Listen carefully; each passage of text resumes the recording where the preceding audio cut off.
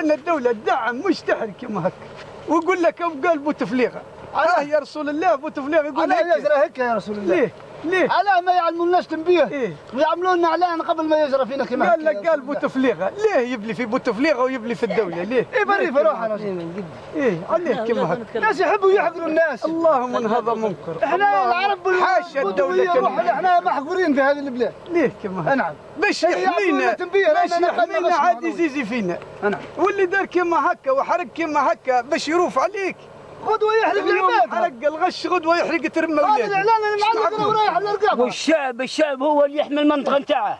الشعب هو اللي يحمي المنطقه نتاعه، ما يحميهاش واحد مانيش عارف عليه يرضى في البيبر والله مانيش عارف عليه. ما يحرقش مش يقول هكا قال بوتفليقه جاني امر. وهدرنا ما قال لك جاي الامر من بوتفليقه. بوتفليقه انت وانت تعرف بالك حتى في التلفزيون ما ريتهاش.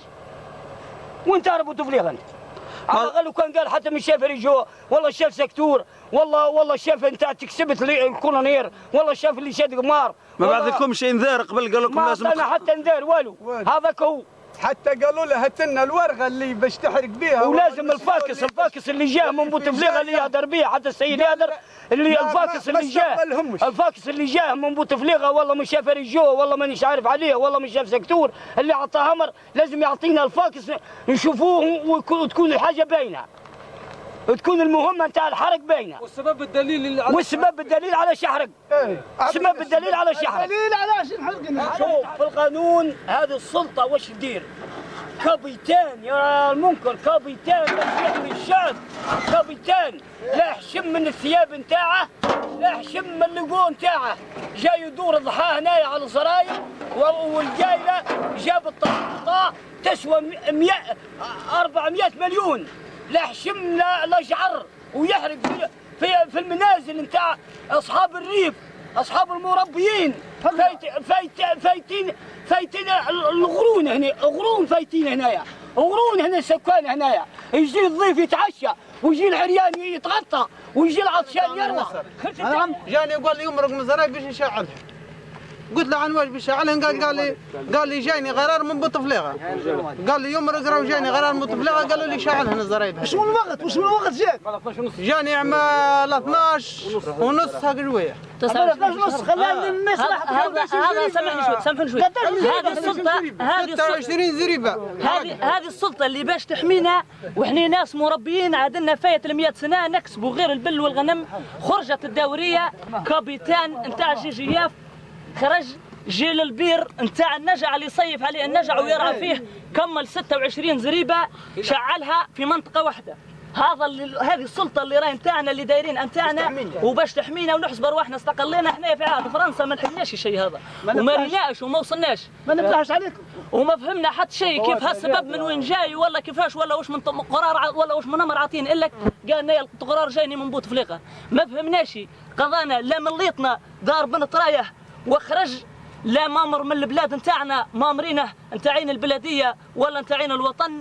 ما فهمنا حتى شيء. حنايا لنا نايا عمري 25 سنه وبايا عمره 75 سنه وجده عاش 100 سنه قدامه ما وصلناش الشيء هذا وما كان من حدثنا به.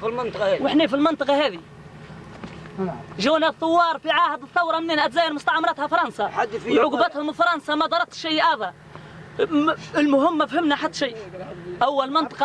أول مرة الشيء هذا راهي الدورية نتاعنا الدولة نتاعنا اللي راهي باش تحمينا. شفت واش دارت لنا 26 زريبة في الحيطة نتاع الكركوبي 29 وفيها المخزن وفيها الطروفة نتاع الذر والقناجير والقصب والعلف نتاع البل ونتاع الغنم والغطوات وكلها شعلوها الزور وتعدى كمل دوري ردوها رماد هكا كما تشوفوا. وش طالبوا انتم وش طالبوا؟ احنا نطالبوا في لسان اللي فعل الشيء هذا كان الامر من عنده يتعرف من عنده كان الامر من مامرينه من اولاد البلاد ولا من فوق يتعرف اللي فاعل الشيء هذا ومسبب فيه لازم يبان. هذا مطالبين لازم يخلص لازم احنا جزيريه ولا خطي.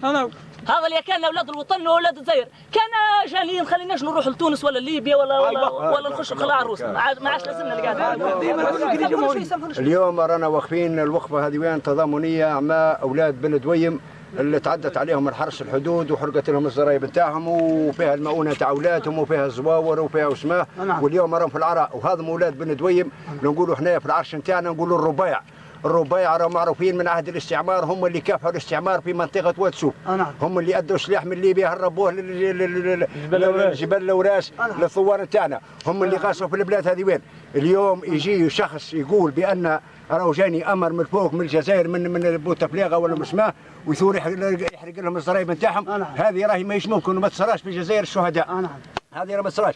واي واحد باش يحرس الحدود راهم يحرسوه اولاد بن دويم عمرهم كامل جدودهم هم هنايا، وهم اللي دايرين فيهم ثقه في حراسه الحدود، مش يجي واحد يحرق لهم الزرايب نتاعهم يخليهم كما هكا اولاد بن دويم. بن دويم عمرهم كامل معروفين بالجهاد، وعندهم الشهداء في الواد اكثر من اي فرقه هنايا، سواء من المصاعبه ولا من عيايته ولا مسماه، هذم اولاد بن دويم هم المشهورين، وهم اللي خلوا فرنسا تشفع وتخرج خارج الحدود، وهم اللي طردوا فرنسا.